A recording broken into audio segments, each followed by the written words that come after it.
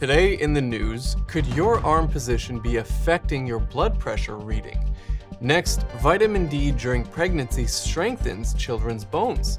And lastly, the positive impact of green spaces on people with diabetes. Welcome to the Daily News.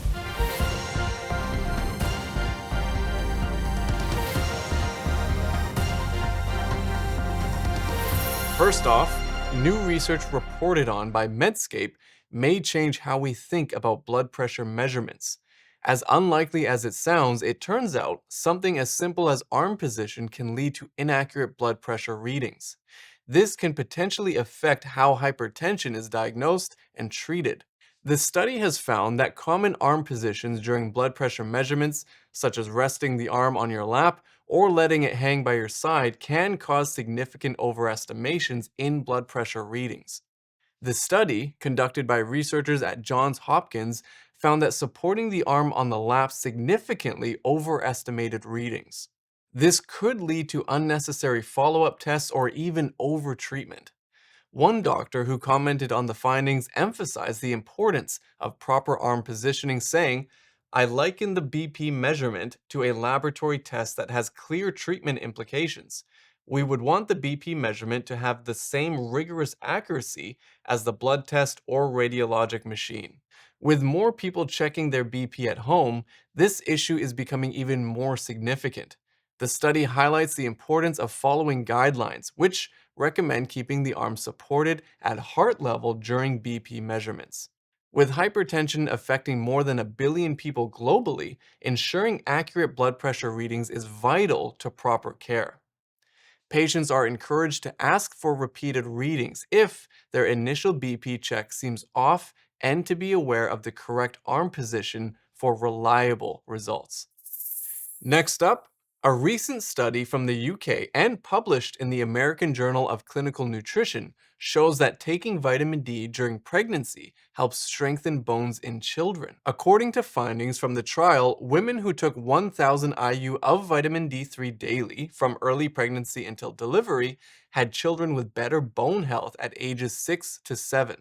These children had higher bone mineral content, bone density, and lean mass compared to those whose mothers took a placebo. The study followed over 400 children born between 2008 and 2014. The results showed that vitamin D's impact on bone health wasn't immediate. There were no significant differences at birth, but it became more apparent as the children aged. By age 6 or 7, those who had been exposed to the vitamin D supplementation in the womb had stronger bones compared to the placebo group. The lead researcher suggests that vitamin D during pregnancy could be a key strategy in promoting long-term bone health for children. The findings also reinforce the idea that good prenatal nutrition plays a crucial role in a child's development well after birth.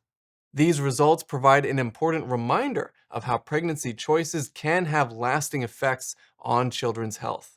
For expectant mothers, vitamin D appears to be an easy way to give your child's bones a head start.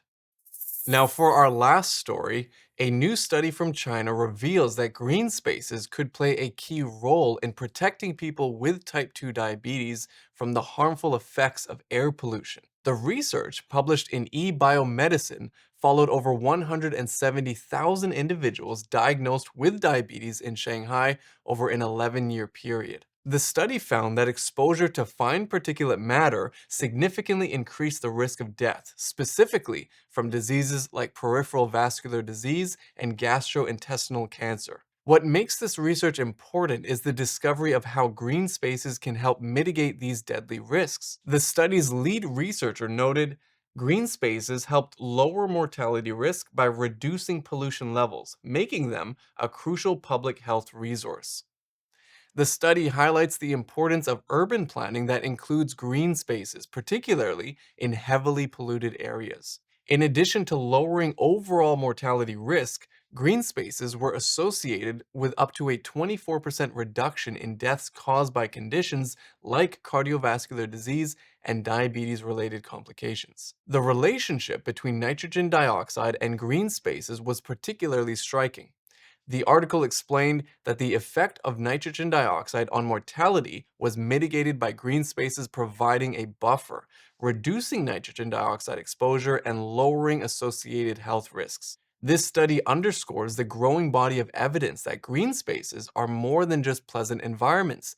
They are essential for public health, especially for vulnerable populations like those with type 2 diabetes.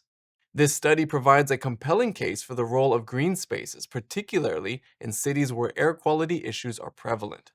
If you're interested in this topic and would like to learn more, feel free to check out the short film Biophilia on thehealthchannel.com. Those were our top stories for today. As always, thank you so much for joining us on the Daily News.